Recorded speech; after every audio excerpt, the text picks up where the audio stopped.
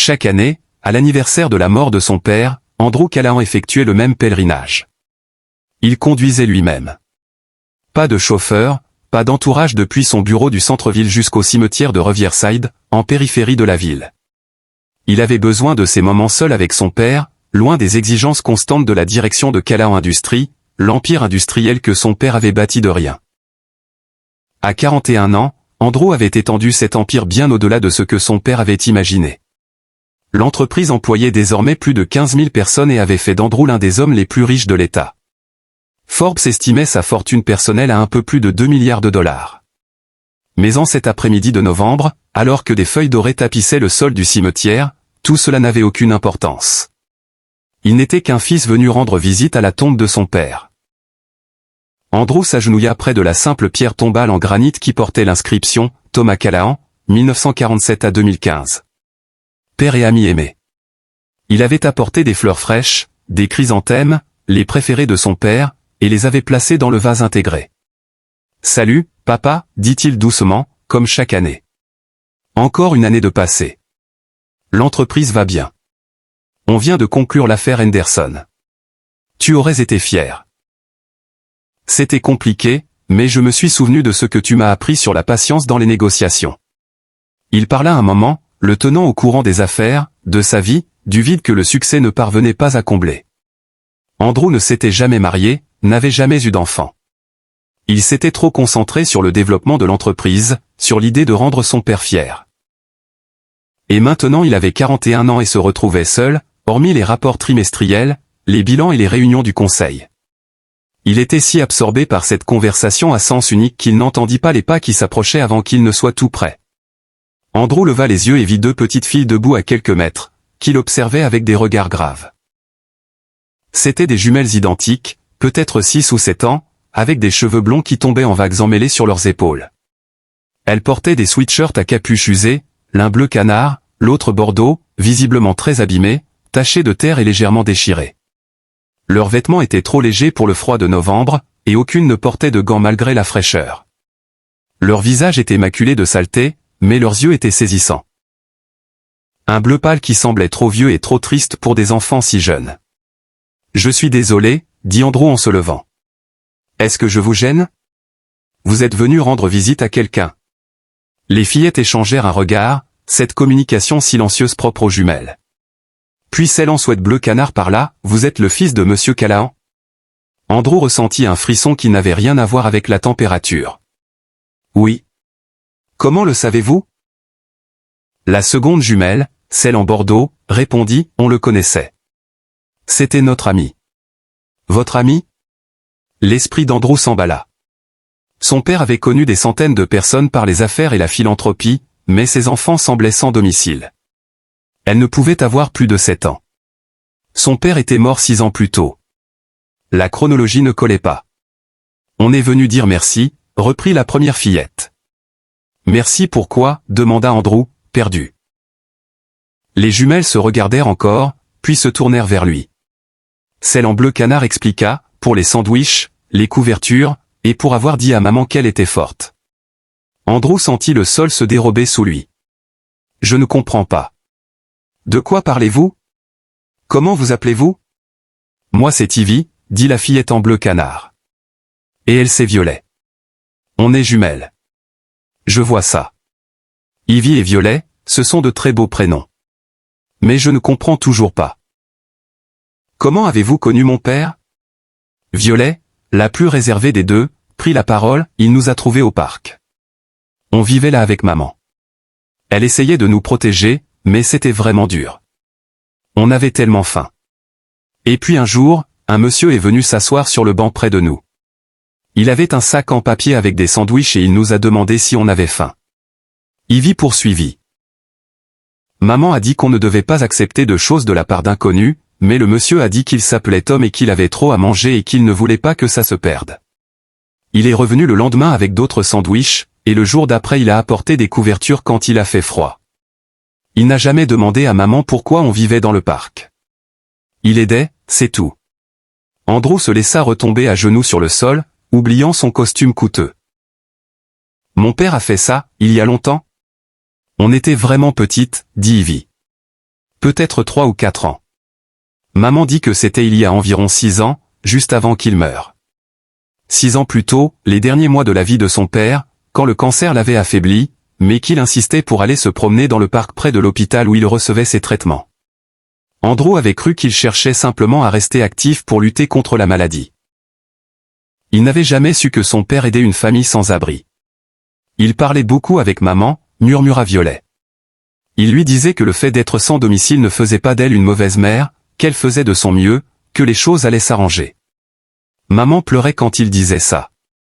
Elle pleurait beaucoup à l'époque. Il a donné de l'argent à maman aussi, ajouta Ivy. Elle ne voulait pas le prendre, mais il a dit que ce n'était pas de la charité. Il a dit que c'était un être humain qui en aidait un autre, et qu'un jour, quand on serait grande et qu'on irait bien, on devrait aider quelqu'un d'autre qui en aurait besoin. Il a fait promettre à maman. Les larmes brouillèrent la vue d'Andrew. C'était tellement son père. Ces gestes discrets de gentillesse que personne ne connaissait. Cette conviction que tout le monde méritait dignité et respect, quelles que soient les circonstances. Où est votre maman maintenant ? Demanda-t-il en regardant autour de lui dans le cimetière. Elle est venue avec vous ? Les visages des fillettes s'assombrirent. Les yeux d'Ivy se remplirent de larmes. Maman est morte le mois dernier. Elle est tombée malade et on n'a pas pu payer l'hôpital, et puis c'était trop tard. Andrew eut l'impression d'avoir reçu un coup dans la poitrine. Qui s'occupe de vous ? Où habitez-vous ? On est dans une famille d'accueil, répondit Violet. C'est bien. La dame est gentille, mais c'est temporaire. Il cherche une famille permanente, mais personne ne veut de jumelles, et on ne veut pas être séparés. On a promis à maman. Alors on risque de rester en famille d'accueil jusqu'à ce qu'on soit grande, conclut Ivy avec une résignation qui brisa le cœur d'Andrew. C'est ce que notre travailleuse sociale a dit. Mais c'est pas grave. Au moins on est ensemble. Andrew regarda ses 2 petites filles, images miroir l'une de l'autre, se tenant la main et essayant d'être courageuse. Son père les avait aidées, elle et leur mère, 6 ans plus tôt, leur avait témoigné de la bonté quand le monde leur avait tourné le dos. Et maintenant leur mère était partie et elles étaient seules. Parlez-moi de votre maman, dit-il doucement. Comment s'appelait-elle ? Rachel, répondit Violet. Rachel Montgomery. Elle était institutrice avant, mais ensuite elle est tombée malade. Elle avait quelque chose dans la tête qui la rendait triste tout le temps et elle a perdu son travail. Elle a essayé très fort de s'occuper de nous, mais tout allait mal. C'est comme ça qu'on s'est retrouvés au parc. Et c'est là que ton papa nous a trouvés. Il nous a sauvés, dit simplement Ivy. L'argent qu'il a donné à maman, elle s'en est servie pour nous mettre dans un foyer. Et puis elle a été mieux. Ses médicaments contre la tristesse ont mieux marché et elle a trouvé un travail, un appartement. On a eu 3 bonnes années avant qu'elle retombe malade. Mais on n'aurait pas eu ces années sans Monsieur Callahan. C'est pour ça qu'on vient ici. Chaque année pour dire merci. Maman nous amenait quand elle pouvait, et maintenant on vient toute seule. Toute seule ? La voix d'Andrew se fit plus aiguë. Vous êtes venu à pied depuis votre famille d'accueil ? Les fillettes hochèrent la tête. C'est pas si loin, dit Ivy. Et on avait promis. Faut qu'on dise merci. Andrew sortit son téléphone. Comment s'appelle votre travailleuse sociale ? Et dans quelle famille d'accueil êtes-vous ? Les fillettes lui donnèrent les informations. Andrew passa 2 coups de fil. Un à la travailleuse sociale, pour expliquer où étaient les filles et qu'il les ramènerait lui-même. Un autre à son assistante, pour lui demander d'annuler tout le reste de sa journée. Venez, dit-il en se levant et en tendant les mains. Je vous ramène, et sur la route, je veux en entendre plus sur votre maman et sur mon père. Le trajet dura 40 minutes, et les fillettes parlèrent tout le long. Elles lui racontèrent les sandwichs que son père leur apportait, toujours au daim des fromages parce que c'était ce qu'elle préférait, les couvertures chaudes quand les nuits devenaient froides, comment il s'asseyait avec leur mère et lui racontait des histoires sur sa propre vie, sur son fils qui travaillait si dur, sur l'entreprise qu'il avait construite. Il lui parlait de toi, dit Violet depuis la banquette arrière. Il disait que tu étais un homme bien qui avait oublié comment regarder les gens. Que tu voyais des bilans et des marges bénéficiaires, mais que tu avais arrêté de voir les humains derrière les chiffres. Il disait que ça l'inquiétait. Andrew serra plus fort le volant. C'était vrai. Son père lui avait dit la même chose, sous d'autres formes, durant ces derniers mois, mais Andrew avait été trop occupé par les acquisitions et les expansions pour vraiment écouter. Il disait que tu devais te souvenir que chaque chiffre sur un tableur représentait une vraie personne avec une vraie vie, ajouta Ivy. Il disait que c'est ça qui transforme un bon homme d'affaires en un grand. Ils arrivèrent à la famille d'accueil, une maison bien entretenue dans un quartier modeste. La mère d'accueil, Madame Chen, sortit, l'air à la fois soulagé et affolé. Les filles, j'étais tellement inquiète. Vous ne pouvez pas partir comme ça sans prévenir. On est désolé, Madame Chen. Dirent les jumelles en chœur. Fallait qu'on aille voir notre ami. Andrew se présenta et expliqua la situation. Madame Chen l'invita à entrer pour un café. Pendant que les filles se changeaient, elle lui en dit davantage sur leur situation. Ce sont des enfants formidables, dit Madame Chen. Intelligentes, gentilles, bien élevées. Mais vous avez raison, c'est difficile de placer des jumelles. La plupart des gens veulent un seul enfant, et les filles refusent d'être séparées. Elles ont déjà traversé tant de choses, la perte de leur mère, l'instabilité avant ça. Elles ont besoin l'une de l'autre. Andrew pensa à sa grande maison vide qui résonnait. Il pensa à son père, qui avait vu 2 petites filles dans le besoin et n'avait pas hésité à les aider. Il pensa à ce que les fillettes avaient dit, que son père craignait qu'Andrew ait arrêté de voir les gens comme des gens. Hypothétiquement, demanda Andrew, quel serait le processus si quelqu'un voulait les adopter? Toutes les 2. Madame Chen le regarda attentivement. Vous posez la question hypothétiquement, ou personnellement? Personnellement. Au cours de l'heure suivante, Madame Chen lui expliqua la procédure, vérification d'antécédents, étude du foyer, entretien, formation pour les futurs parents adoptifs. Cela pouvait prendre des mois, voire plus, sans garantie. Andrew était un homme célibataire, jamais marié, avec une carrière exigeante, pas le profil classique. Mais, ajouta-t-elle prudemment, vous êtes financièrement stable. Vous avez un lien avec les filles via votre père, et votre motivation semble sincère. Ce sont des points positifs. Si vous êtes sérieux, Monsieur Callahan, je pense que vous avez une chance. Quand les fillettes redescendirent en vêtements propres, Andrew s'agenouilla à leur hauteur. Ivy, Violet, je veux vous poser une question importante. Votre travailleuse sociale va chercher une famille permanente pour vous, c'est ça? Elles hochèrent la tête, méfiantes. Comment vous sentiriez-vous si j'essayais de vous adopter? Toutes les 2 ensemble. Je ne promets pas que ça marchera. Il y a beaucoup de démarches, de papiers, d'évaluations, mais j'aimerais essayer. Je pense que mon père voudrait que je le fasse. Je pense qu'il voudrait que je prenne soin de vous comme il a essayé de prendre soin de vous et de votre maman. Les fillettes se regardèrent dans leur langage silencieux. Puis Ivy demanda, on habiterait dans une maison? Oui, une grande maison avec un jardin. On pourrait avoir chacune notre chambre? Demanda Violet. Bien sûr. Même si vous pouvez partager si vous préférez. On pourrait continuer à venir voir Monsieur Callahan? On pourrait venir quand vous voudriez. Les fillettes se concertèrent encore en silence. Puis Ivy dit, d'accord, tu peux essayer de nous adopter, mais tu dois promettre de ne pas partir. Maman est partie même si elle ne voulait pas, ajouta Violet. Mais toi tu ne peux pas partir exprès. Si tu deviens notre papa, tu dois rester. Andrew sentit les larmes lui monter aux yeux. Je vous promets que si vous voulez de moi comme père, je resterai. Je serai là pour les spectacles d'école, les devoirs, tout le reste. Je ne partirai pas. D'accord, dit Violet. Tu peux être notre papa. La procédure dura 8 mois. 8 mois de vérification, d'entretien, d'étude du foyer. 8 mois de visites supervisées où Andrew apprit à tresser des cheveux, à arbitrer des disputes de jumelles et à lire des histoires du soir. 8 mois à se transformer lentement d'un PDG milliardaire vivant pour les conseils d'administration en père qui découvrait que les filles adoraient les pancakes, qu'Ivy préférait le bleu et Violet le violet, et que toutes 2 faisaient des cauchemars où leur mère les abandonnait. Son équipe dirigeante était déconcertée par ces changements. Andrew quittait le bureau à 17h précises pour dîner avec les filles. Il prenait entièrement ses week-ends. Il suivait des cours de parentalité et des séminaires sur le développement de l'enfant avec la même intensité qu'il mettait autrefois dans les négociations de fusion.